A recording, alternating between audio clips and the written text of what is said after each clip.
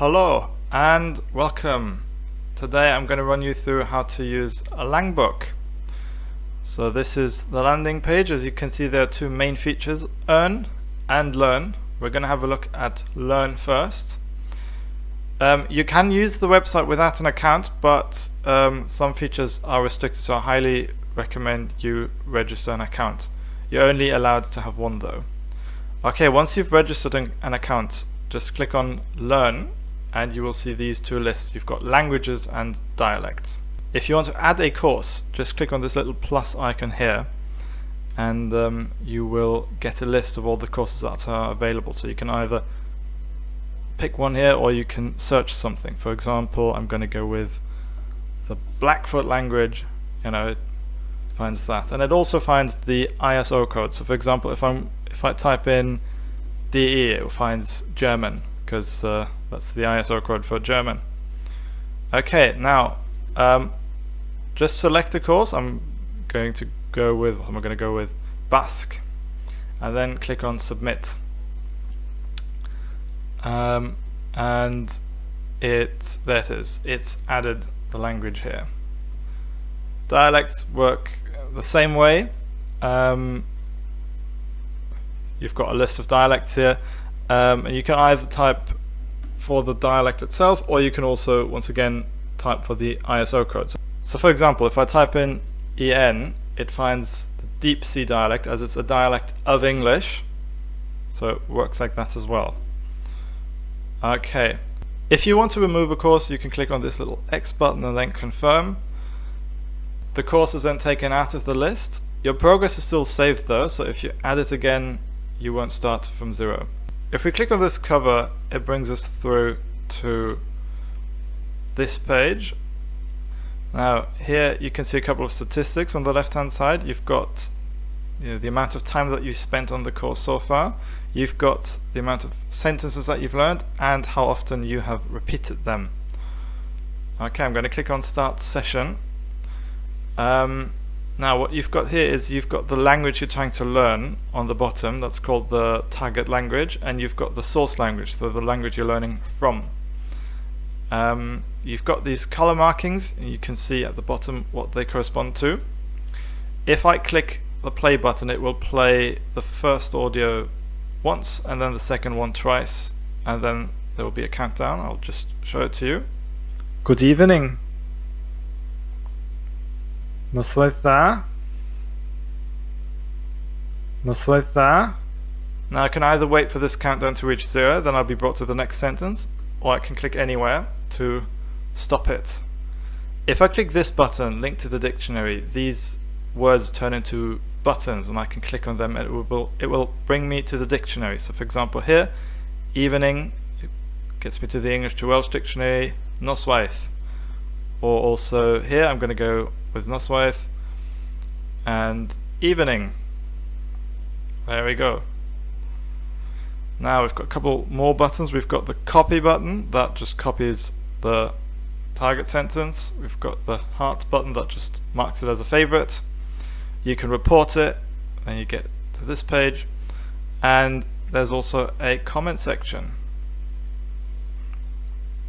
Okay, this is the comment section. As you can see, everyone who comments is anonymous, but there is a distinction between learners and natives.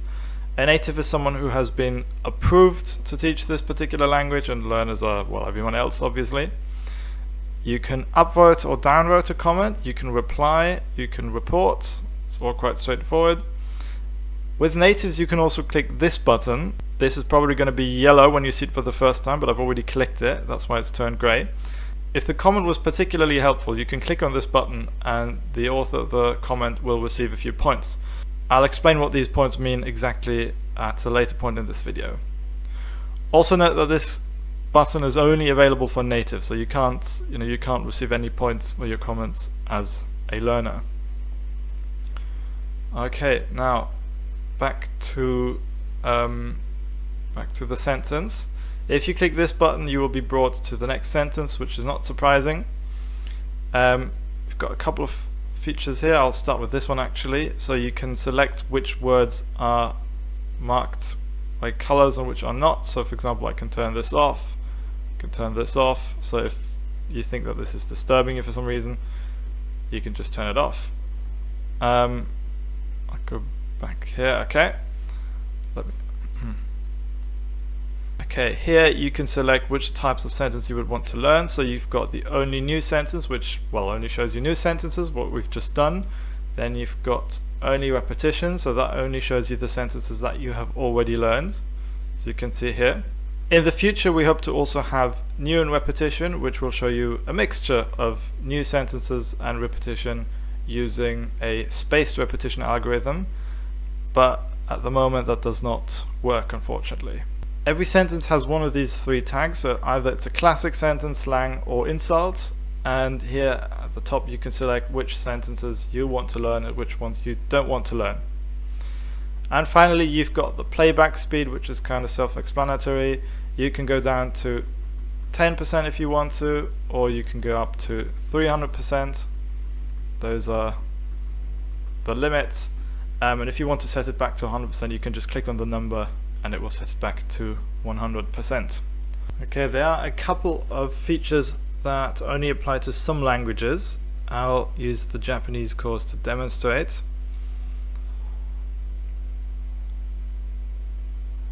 So as you can see here, first of all, you've got a transliteration for languages that are not written in the Latin alphabet. That's fairly self-explanatory, I think. And also for words, for languages that don't use spaces, you've got this button, so space words. So as you can see here, Japanese, which is not written with spaces, it can be spaced to make learning easier. Unfortunately, at the moment, you can only have either both languages spaced or neither, so you can't have English spaced but Japanese unspaced. That's something that we hope to fix in the future. At the moment, there's no way to do that.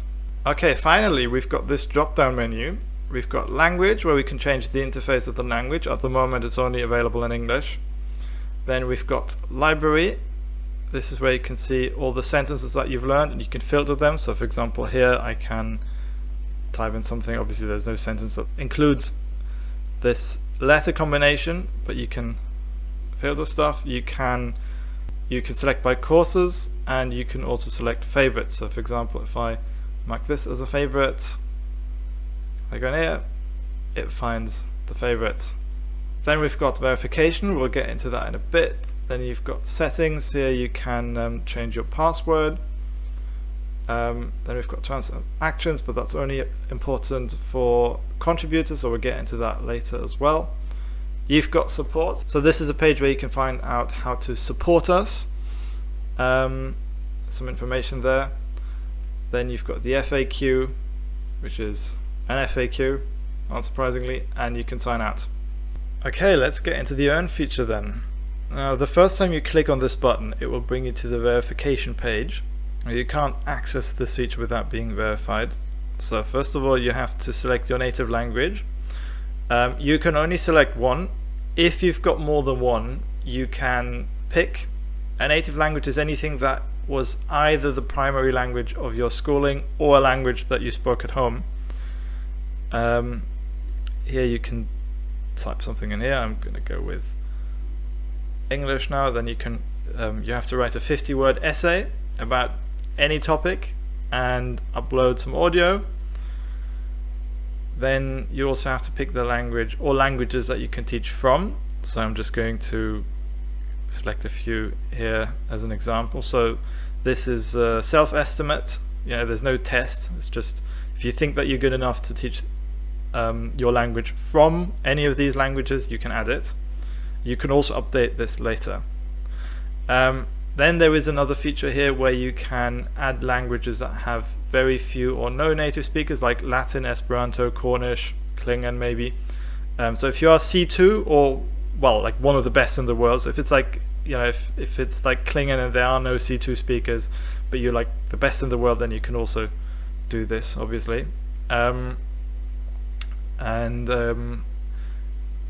We'll reach out to you, or you can reach out to us for verification. Then finally, you've also got dialects, so you can select one dialect. Here I've got these three in the system, or you can select other, and then you can type the name of the dialect.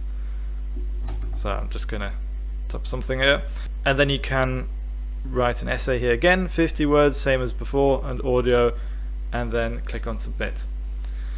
It may take a couple of days for us to verify you because we have to find someone who understands you. You know, that can be a bit of a challenge sometimes. But you will receive an email from us once you've been accepted. Or maybe we'll ask you for more information. Okay, this is how the earner site looks like once you have been verified. On the left side you've got the source languages, so that's the languages that you can teach from.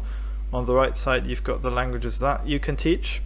And then in the middle you've got this toggle between dialect and languages. This account has not been verified for dialect, so you can't switch it. But if you have been verified to teach a dialect, then this will work. Now, okay, you've got 4 things that need to be done per sentence with languages, and 3 things that need to be done per sentence with dialects.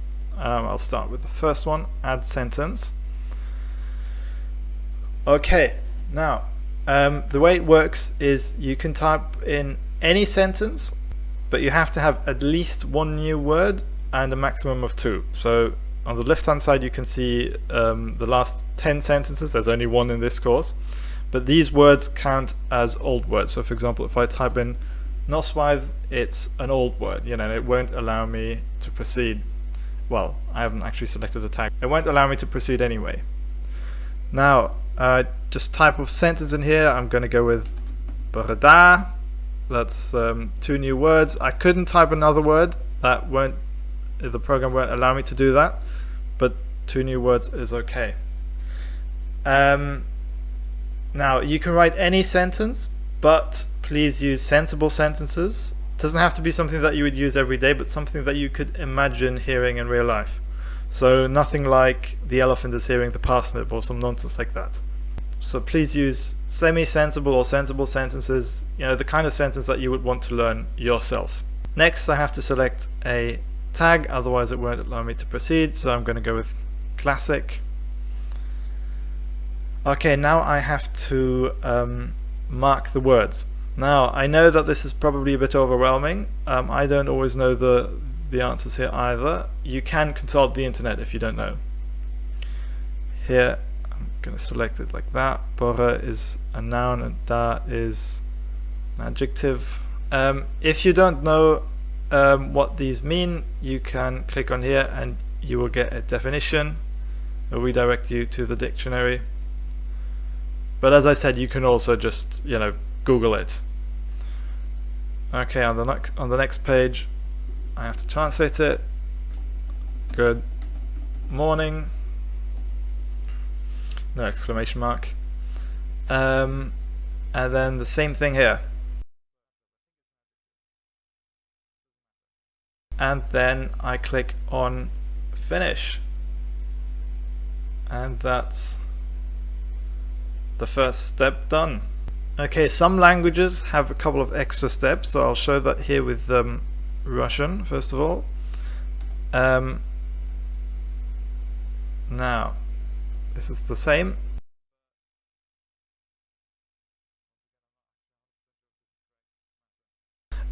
So here I have to transliterate this sentence. That means I have to write it again in Latin characters. So I think that would be actually I have to check it. Okay, that's it. And then the English translation here. Good morning. Okay, I forgot the full stop. Doesn't matter, it's just an example. But generally you should pay attention to punctuation. Right, and the rest is actually the same as with other languages. Okay, now I'm going to use Chinese now to demonstrate languages that don't use spaces. The first page looks the same. I'm going to type in something here, select a tag, and then I have to add spaces. So here I'm going to do it like this. I think that's how it's done. And then I have to select the tags. Now I have no idea, I don't speak a word of Chinese, so I'm just gonna click something.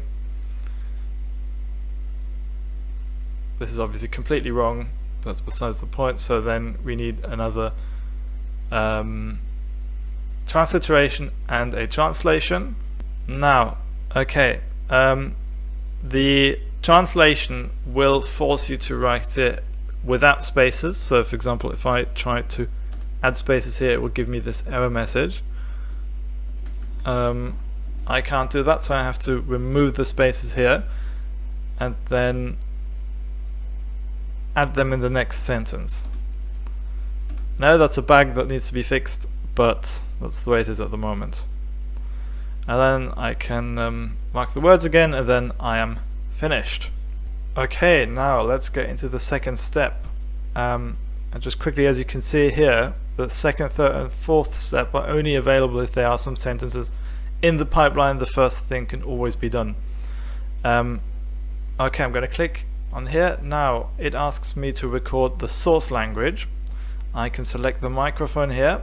All I have to do is click on here, speak the audio in, and click on here again. So I'm going to say, good morning. Here I can listen to it again. Good morning.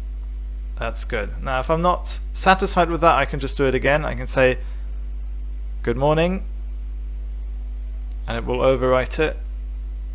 Good morning. Excellent. Now, if there's something wrong with this, if I've spotted a mistake, I can report it. Otherwise, I can just finish it. And that's the second step done. Okay, the third step then. Now, here we get an overview of what we've got so far, so we can see both sentences and the colors, the audio, so please, and the tag of course, so please take a moment to check all of that, listen to the audio. Good morning. Excellent. Okay, there's some more instructions here. If everything is fine, you can click on yes, and then you can record the target audio here. That's kind of the same as what we did before, the same process. If there's a mistake, you can click on here and then you can report the mistake. And if you don't want to do the sentence for whatever reason, you can click on pass. So I'm going to click on here and go Borda. Borda. That's good enough. Okay, finish. Now all that remains is the fourth and final step. First of all, we'll have to listen to the sentence. We're shown something that looks very similar to what the learner will see. We can't proceed before we have played this, so let's do it. Good morning. Borda. Borda. Excellent. Now we can proceed to check. Now we'll be asked a couple of questions down here. Now we can click on yes or no. If we click on no, we can correct it. If we click on yes, it brings us to the next question. Do make sure that you read this properly and pay attention to whether it's all correct or not. If it is correct, you can click your way through, and then once you've clicked on finish, the sentence will be added to the course. Okay, so let's talk a little bit about dialects then. If I toggle this to dialects, you'll see that this changes a little bit. I've selected the fictitious Deep Sea / Mr. Krabs dialect here. Dialects are taught largely the same way as languages are, but there are a few key differences. So the first difference is that dialects are written phonetically. You've got a certain flexibility here. There's not necessarily one right answer. The rest is largely the same. So I'm going to mark the words.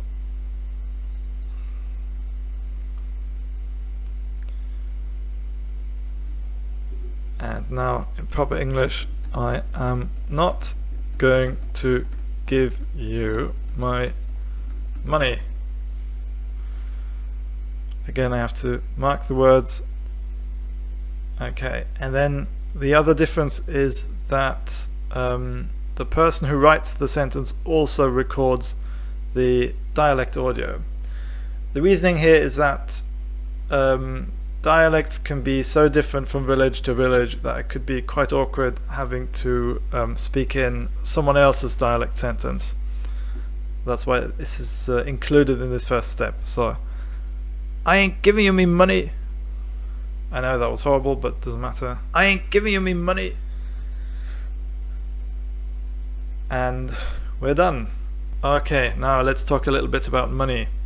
So Langbook is free to use. There's no premium version or anything. It's completely free and it works on donations. If you do want to donate, there is a Patreon, or you can hit me an email if you prefer one-off donations.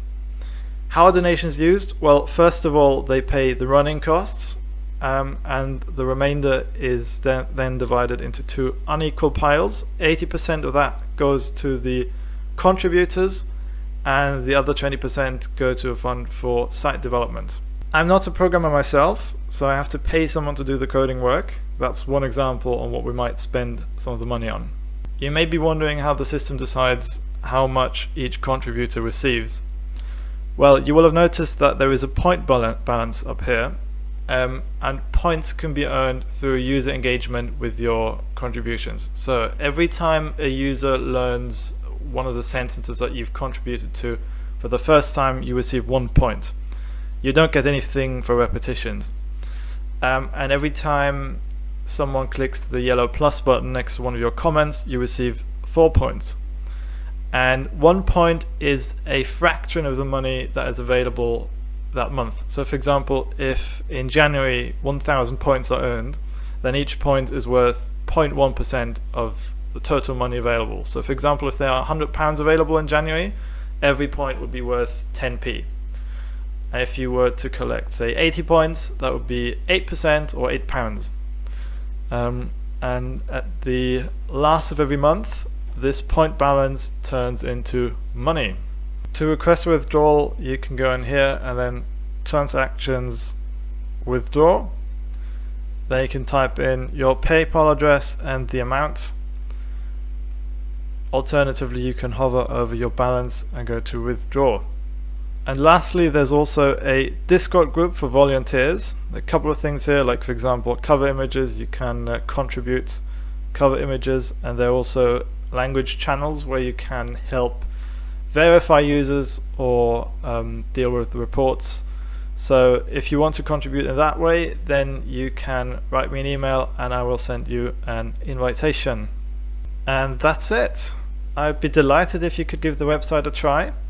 Do let me know what you think, and have a good one.